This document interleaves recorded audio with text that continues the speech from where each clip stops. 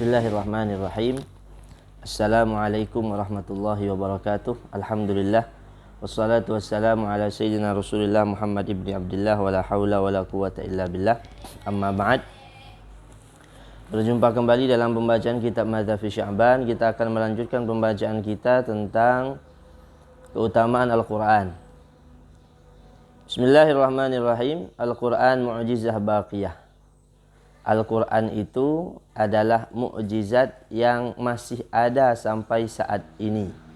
Jadi Al-Quran itu adalah mukjizatnya Rasul sallallahu alaihi wasallam yang paling besar. Al-Quran kata ulama adalah mukjizatnya Nabi Muhammad sallallahu alaihi wasallam yang paling agung dan bahkan akan tetap ada sampai hari ini, sampai hari kiamat. Jadi Al-Quran akan tetap ada. Wa min khasa'isil Qur'an annahu mu'jizatun baqiyatun matluwatun fi kulli makan. Dan termasuk daripada keutamaan Al-Quran, keistimewaan Al-Quran, bahwasanya Al-Quran itu adalah mukjizat yang tetap ada sampai saat ini dan dibaca dimanapun. Di setiap tempat Al-Quran dibaca, di setiap belahan dunia Al-Quran dibaca, di setiap negeri Al-Quran dibaca, di mana selama di situ masih ada orang yang beriman kepada Allah, maka selama itu pula Al-Quran akan dibaca oleh orang-orang yang beriman kepada Allah Subhanahu wa taala. Ma'a takaffulillah bihifdzih, dengan dijaganya oleh Allah Subhanahu wa taala dengan banyaknya orang yang menghafal Al-Quran. Subhanallah. Al-Quran dijaga oleh Allah Subhanahu wa ta'ala. Allah berjanji, Inna nahnu nazzalna dzikra wa inna lahu lahafizun. Sungguhnya kami menurunkan Al-Quran dan kami akan menjaga Al-Quran. Makanya Al-Quran tak pernah bisa dirubah. Al-Quran tak akan pernah bisa direvisi. Al-Quran tak akan pernah bisa dikotori, karena Allah Subhanahu wa ta'ala menjamin bahwasanya Allah yang akan menjaga langsung kemurnian Al-Quran.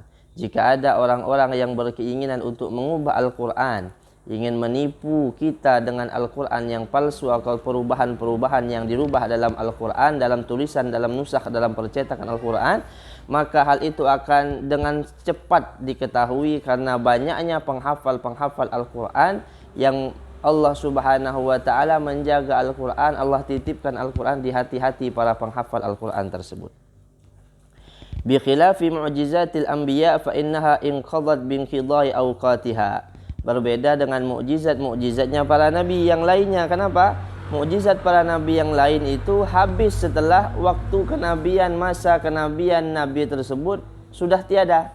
Ketika Nabi itu telah wafat, maka mukjizatnya pun sudah tiada. Berbeda dengan Al-Quran, walaupun Nabi Muhammad SAW sudah tiada, akan tetapi mukjizatnya yang berupa Al-Quran tetap ada sampai kiamat. Wa hadhil mu'jizah baqiyah ala ma kanat, dan mukjizah ini akan tetap ada. Baqiyah alaihi min waqti nuzul ila zamanina hadha. Al-Quran ini tetap ada dari diturunkannya, dari waktu diturunkan Al-Quran di zaman Rasulullah SAW ila waqtina hadha, sampai waktu kita sekarang, sampai zaman kita sekarang. Wa qad madat muddatu 14 qarnan, dan telah lewat Al-Quran ini 14 abad. Maksudnya turunnya Al-Quran sudah 14 abad yang lalu. Wa hujjatu qahira wa mu'aridatuhu mumtani'ah ma'a wujudi ahli ilmu wa immatil balagha fi kulli qura wal amsar. Dan tidak ada yang bisa menentang apa yang ada dalam Al-Quran, karena banyaknya orang-orang alim, orang-orang saleh, orang-orang yang pintar dalam ilmu balaghah di setiap tempat, di setiap negeri. Wal mulhid fihim katsir, walaupun orang yang ingin menjelek-jelekkan isi Al-Quran, yang ingin menentang Al-Quran itu banyak.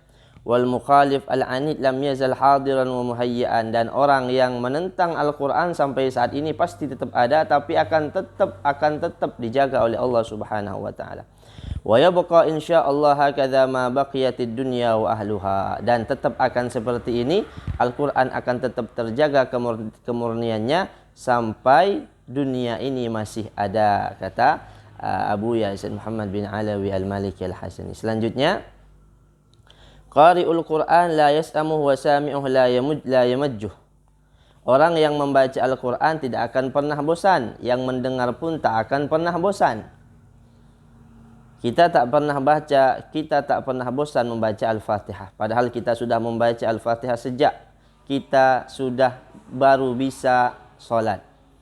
Dari umur kita masih kecil, kita masih SD, sampai kita sudah besar, sampai kita sudah beristri, bahkan sudah punya anak, bahkan punya cucu sekalipun, tak akan pernah bosan seseorang membaca Al-Fatihah. Berbeda dengan ketika kita sudah membaca buku novel, membaca buku cerita dan lain semacamnya, kita akan merasa bosan ketika kita sudah mendengar satu kali cerita tersebut. Kita akan merasa bosan ketika kita sudah pernah membaca buku tersebut. Akan tetapi, ketika kita membaca Al-Quran, tak akan pernah ada bosannya. Yang mendengar pun tak akan pernah ada bosannya. Ketika kita membaca Al-Fatihah berapa ribu kali sudah kita membaca Al-Fatihah semenjak kita bisa melantunkan Al-Fatihah. Berapa ribu kali kita membaca Yasin semenjak kita bisa membaca Yasin. Berapa ribu kali kita membaca Al-Ikhlas, Qul huwallahu ahad, Qul a'udzu birabbil falaq, Qul a'udzu birabbin nas semenjak kita sudah bisa melantunkan ayat tersebut. Tak pernah kita merasa bosan dengan bacaan-bacaan itu. Tak pernah kita merasa bosan sehuruf pun dari Al-Quran. Tak pernah kita bosan mendengar lantunan-lantunan ayat Al-Quran. Ini mukjizat Al-Quran. Tak akan pernah bosan orang membacanya dan tak akan pernah juga merasa bosan orang mendengarnya. Wa min khasaisil Qur'an anna qari'ahu la yas'amuh wa sami'ahu la yamajjuh bal tikraru yujab ziyadatu hubbih. Bahkan seseorang yang memperbanyak membaca Al-Quran, diulang-ulang bacaan Al-Quran itu bukan malah semakin bosan, bukan malah menjadi bosan, malah semakin cinta dengan Al-Quran. Semakin banyak kita mengulang-ulang Al-Fatihah, maka kita akan semakin cinta dengan Al-Fatihah. Semakin banyak kita mengulang-ulang Yasin, maka semakin cinta kita kepada Yasin. Semakin sering kita membaca Al-Waqi'ah, maka semakin cinta kita kepada Al-Waqi'ah. Semakin sering kita membaca Tabarak Al-Muluk, maka kita akan semakin cinta kepada Al-Muluk, dan begitu seterusnya. Setiap orang, semakin sering orang mengkhatamkan Al-Quran, maka dia semakin kecanduan untuk khatam Al-Quran. Semakin sering orang itu mengkhatamkan Al-Quran, maka semakin pengen dia menambah khatam Al-Qurannya. Ketika orang terbiasa dalam satu bulan khatam satu juz, maka di suatu waktu yang akan datang, ketika dia istiqamah, dia akan menambah. Dia pengen dalam sebulan 2 juz. Dia pengen dalam sebulan 3 juz, dan seterusnya dan seterusnya. Karena ketika kita membaca Al-Quran, maka bukan malah kebosanan yang ada di hati kita, malah kecintaan yang semakin dalam ketika kita memperbanyak membaca Al-Quran. Wa ghairuhu minal kalam walau kana balighan fil ghayah yumallu ma'at tardid fis sam'i wa yukrahu fit taba'. Dan kalam-kalam yang lainnya, ucapan-ucapan yang lainnya selain kalamullah Al-Quran, dengan seringnya kita baca dan kita ulang-ulang, maka kita akan semakin bosan. Kita baca cerita sekali, 2 kali, 3 kali, mungkin sekali belum, 2 kali belum, tapi ketika 3 kali kita sudah merasa bosan dengan cerita itu. Baca novel, kita baca novel, cerita, kisah dan lain semacamnya. Ketika 1 kali, 2, kita akan merasa bosan dan kita, ini saya sudah baca. Ini saya sudah baca. Tapi Al-Quran tak pernah kita berkata seperti itu. Walakin hadzal amr bin nisbah ila man lahu qalbun salim. Akan tetapi perkara ini, yaitu tidak bosannya seseorang kepada Al-Quran, itu bagi orang yang memiliki hati yang bersih, hati yang selamat. La ila man lahu tab'un saqim. Bukan bagi orang yang memiliki hati yang sakit. Orang yang hatinya sakit, dia akan merasa bosan ketika mendengar Al-Quran. Dia akan merasa risih ketika mendengar lantunan Al-Quran. Telinganya akan merasa gatal ketika mendengar lantunan Al-Quran. Dia lebih senang mendengar dangdutan, dia lebih senang mendengar koploan dan lain semacamnya. Tetapi dia merasa bosan dan risih ketika dibacakan Al-Quran. Makanya orang yang hatinya bersih tidak akan pernah merasa bosan dengan Al-Quran. Makanya introspeksi diri kita. Kita termasuk yang suka kepada Al-Quran atau yang bukan. Jika kita tidak suka membaca Al-Quran, mungkin hati kita bermasalah.